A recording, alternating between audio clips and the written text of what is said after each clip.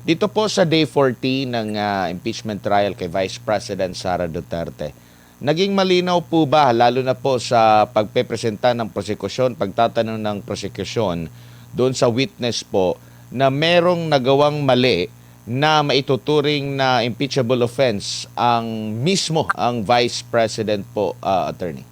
Premature kasi kung sa maliwanag na presentation, maliwanag naman yung presentation. Pero kung whether they were able to establish yung uh, guilt, depende yan sa ebidensya rin na lalabas on the part of the defense.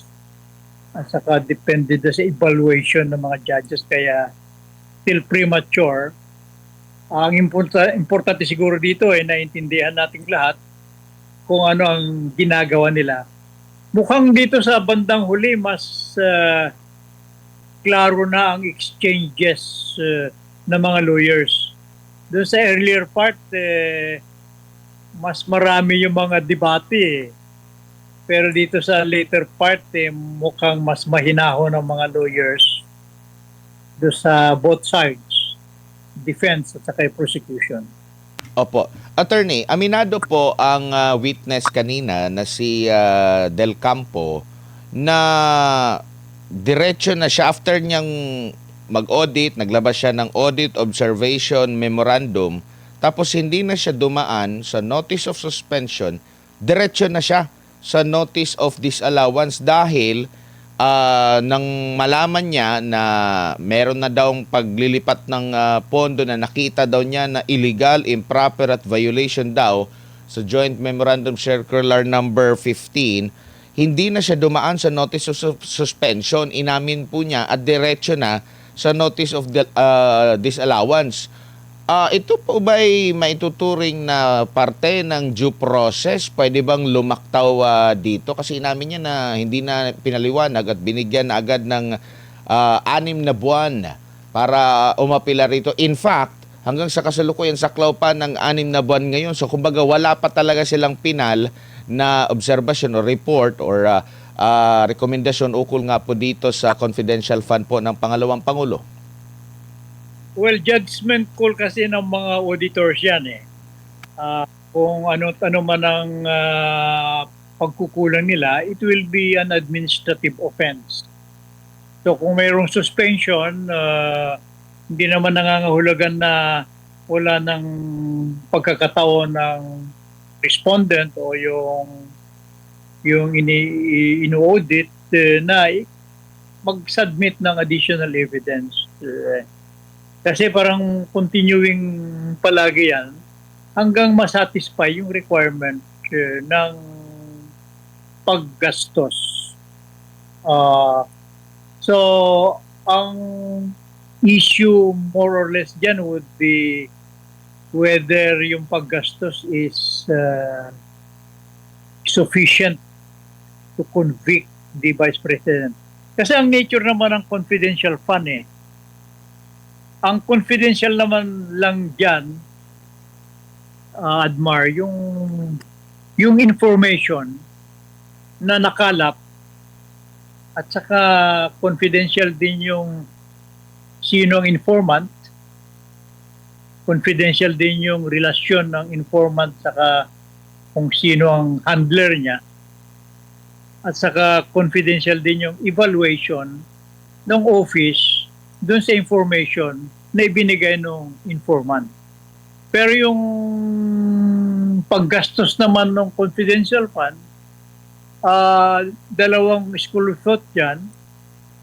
Discretionary nga yung because yung halaga ng i-disburse mo would be commensurate doon sa information na makukuha mo. So, maaring sa tingin natin malaki, pero critical naman yung information that would lead to something that will prevent a bigger catastrophe or damage o a bigger na perwisyo sa bayan. Kung ano man ang halaga yun, palagay ko sufficient na. So these are all matters na nasa pag-decide na ng ating impeachment court. Opo, pero attorney, nakikita niyo po ba na sapat na yon para magkaroon talaga ng impeachable offense ang pangalawang pangulo? Na ongoing pa pala ang proseso doon sa tinatawag na due process sa pag-comply doon sa mga hinihingi ng COA po, attorney. Yung paghingi kasi ng COA, sa tingin ko, whether there is some kind of lapses on the part of the Office of the Vice President or in the part of the COA, ito yung small issue yan. Kung yun lang ang pagdidibatihan, bakit pa tayo nagpunta ng impeachment? Di ba? Ang issue talaga dyan is was there a prudence doon sa paggastos doon sa sinasabing confidential fund? Yung bang ginamit mo, gumamit ka ng missile kung pwede mo namang gamitan ng rifle. So these are a judgment call on the part of the Senate court, impeachment court, yung senator judges. Opo, kasi nung nag-clarify din si Senate President Chis Escudero kung nahinga na ba sila ng paliwanag o apila, inamin ng witness na wala na kahit na kasi wala ngang inilabas na notice of suspension, diniretso na sa notice of disallowance. Na ngayon po, ang ini-invoke naman itong witness lagi ay yung nakasaad po sa memorandum circular, joint memorandum circular ng COA at DBM na 8.3 kung saan kung bigo daw ang accountable officer na mag-liquidate ng any public funds for which he is accountable upon demand by the only authorized officer shall be a prima facie evidence that he has put such missing funds or property to personal use and benefit. At kinukot nga dito ang Antonio Martinez versus People of the Philippines at Sandigan Bayan. Kung ihahambing po itong example po ng sa Joint Memorandum Circular na kaso po sa sitwasyon ni VP, maituturing bang magkapareho ito po, attorney, considering ito, sinampahan na siya ng kaso ng ombudsman sa Sandigan Bayan po, attorney, sa kanya, hindi pa nga tapos yung proseso po, attorney. Well, yung pagsasampa siguro sa Sandigan Bayan, kung hindi pa tapos ang proseso, that is a good defense sa Sandigan Bayan. Ang sa impeachment kasi yung kabuuan hindi yung isang instance lang Yung isang instance pwedeng specific offense yun Itong impeachment is broad kasi hindi naman legal proceeding ito kundi political proceeding using judicial procedures. Ang hinahanap dito nagkaroon ba ng katapatan on the part of the Vice President sa pag-handle ng funds. At hindi natin pwedeng husgahan ng Vice President until nag-present sila na ebidensya. They have to present evidence na halimbawa, hindi sila binigyan ng pagkakataon na makapag-presenta ng additional evidence para masatisfy yung requirement ng COA. Bakit hindi sila binigyan ng pagkakataon? So sabihin nila na gusto namin mag-presenta evidence pero hindi kami binigyan ng pagkakataon. That will be very fatal. At palagay ko, that will be point in favor of the Vice President. Kung i-establish niya sa kanyang defense. Sabihin niya, meron kaming ebidensya, di kami binigyan ng pagkakataon, at ito ebidensya namin.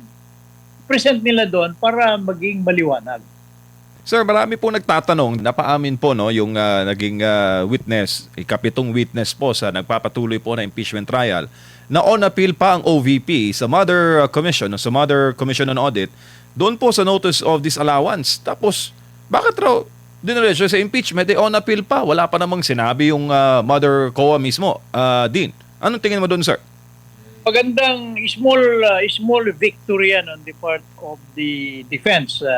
Magandang point yan. Kasi later, pag nagkaroon na ng summation yan, sasabihin ng defense na falsus in uno, falsus in omnibus, no?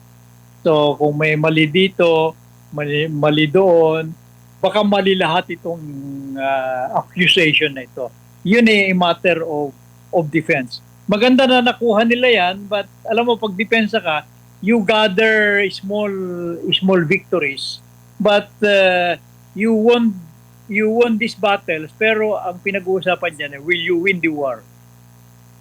Opo. At saka, sir, no, day 14 ngayon, yung day 13 last week, sa questioning po ni Senator Judge Ping Lacson, doon kay Attorney Wamil, tinanong niya kung meron bang sapat na security clearance itong si Wamil, dating COA ICFAO State Auditor, to audit yung information dahil nga confidential intelligence funds yung kanyang sinusuri. Ang ginagawa raw po kasi, hanggang papel lang, paper audit lang, no access to information with security clearance doon po sa dynamics ng pinagamitan ng pondo. Anong tingin mo doon, sir? Kasi naulit po yung istorya sa litaw nitong bagong COA ICFAO na pumalit kay Wamil ngayong araw na audit, paper audit lang ang ginawa. Walang access po, walang security clearance doon po sa impormasyon to appreciate much more doon po sa intel or confidential information na pinagamitan po ng pondo. Din. Dalawang mukha yung sinasabi mo, MJ. Opo. Tama si Senator Lacson na kung wala siyang security clearance, he cannot go deeper dahil wala siyang security clearance. At saka yung sinasabi ko kanina, that is really the very nature of confidential. Protektado yung information yun, sir. So, kung wala siyang security clearance, he cannot go into that piece of information received as a result of the use of the funds. At hindi lang yung piece of information na yun na nakuha, kundi yung kung sino informant, ano ang relasyon ng informant doon sa handler niya, at saka kung ano ang evaluation ng office doon sa information na na-receive. Kung wala kang security clearance, you cannot go into that. Tama si Lacson doon. Pero ang issue, ang kabuuan nakikita ko, and this is I think na pag-aralan natin at pag-aralan ng defense, yung issue ng handling of the funds. Kasi yun ang issue dyan . Hindi yung small details about clearances, dahil definitely hindi niya pwedeng tignan at wala siyang access doon, kundi kung ano lang ang paper na nasa kanya. Halimbawa, paper ng resibo, acknowledgement receipt, paper ng kung ilan ng kamatis na nabili, kung ilan ng saging na nabili. Right niya yun to check. Kung sinabi nilang ginamit namin sa pagbili ng mga tissue, right niya yun. But ano ba yung informasyon na yun, hindi niya pwedeng tignan niya kung wala siyang security clearance. Yung sinabi ni Lacson na yun, tama yun, pero hindi really talaga relevant doon sa sitwasyon sapagkat hindi naman at stake hindi naman kune-question si Wamil doon sa kung alam niya o hindi yung information na nag-gather. So kailangan yung pag-aralan ng gusto ang diskarte ng defense. Kasi kung magkukonsentrate sila doon sa small things na yon, baka mawala doon baka they will just win the battle but not the war. Opo, tsaka sir, ginagawa nilang big deal, no, yung paggamit ng pseudonyms ng mga informant ng OVP. Illegal ba 'yun, sir? Yung paggamit ng alias? In fact, gustong ipasabpina, no, ng PROSEC itong nagngangalang Mary Grace Piatos, din. palagay ko, yung ang sinabi ko kanina, part ng confidentiality yun, MJ eh. Di ba? Sabi ko yung piece of information, kung sino yung informant, kung sino yung handler niya, kung ano mga relationship nila. Part yun doon sa sinasabi ko. Yung piatos-piatos na yun, I don't think it's relevant o kaya it is damaging. Maganda lang sa soundbite yun. Piatos, di ba? Para niluluko nila yung mga tao na hindi nakakaalam dito sa mga sa nature nila. Ordinarily, kung hindi confidential fund na yan, mali yun. Kasi you are parang nagbibigay ka ng information na mali. False information. Pero the nature of a confidential information is talaga itatago mo yan kasi nagsasubmit ka na audit eh. Kaya nagsasubmit ka ng audit dahil niya-justify mo yung halaga na ginastos mo. Pero hindi mo nang pwedeng ibunyag kung si Mar ba yung informant mo, si Amado Valdez ba yun? Si MJ ba yun? Si Daniel ba yun? Daniela ba yun? Hindi mo pwedeng sabihin yung tunay na pangalan nila. Sasabihin mo, Piatos, Iyala, Bensek, yung mga nasa tennis ngayon, pwede yun. Matatawa yung nakikinig. Sasabihin mo nakikinig na hindi nakakalam dyan eh. Mukhang mali yung sinasabi. Pero yun, tama yun as far as reporting of confidential information is concerned. Po, Dean, sa inyo pong monitoring no sa nagpapatuloy po na trial, ang hinahanap kasi dito may ninakaw ba ang Vice President no sa Kabanang Bayan mula po sa confidential funds. Ano tingin mo, sir? Meron ba doon po sa himay no ng PROSEC paglalahad po ng depensa? Hindi ko nasundan lahat yun, sir. Hindi ko nasundan lahat dahil tinignan ko lang yung mga critical points eh. Kaya sinasabi ko na tama ba na kulikutin ng impeachment court yung detalye ng mga informant eh. Hindi dapat. Kasi nga, yun ang nature ng confidential fund. Pwede lang gawin yun kung meron silang clearance, di ba? Yung sinasabi ni Lacson, clearance. Pero yung halaga sa akin, immaterial eh. Kung anong kailangan mong gastusin para magtagumpay yung mission mo, gastusin mo. Ando doon lang yung makikita mo kung balansyado ba ang paggamit mo. Kung may konting excess, may mga allowances naman konting excess kasi hindi mo naman siguro pwedeng i-report yung nakasakay ka sa sasakyan pero kailangang dumaan ka sa isang lugar para bumili ng personal mo. Kung ini-report mo yun, sa akin, justifiable yun dahil nasa mission ka eh. So, yung halaga would be decided kung tama o hindi depende doon sa pag-handle ng depensa ngayon. And siguro din by the outcome no ng operasyon kasi kanina na-establish din na yung pera nga ng OVP ginamit sa surveillance. Halimbawa magkakaroon po ng mga event ang OVP halimbawa sa isang probinsya sa Visayas. Tapos pupunta doon ang VP. So na-establish na nagsasagawa talaga sila ng surveillance, bumibili ng impormasyon para hadlangan anumang threat na mag-occur pag nandun na ang second highest official of the land.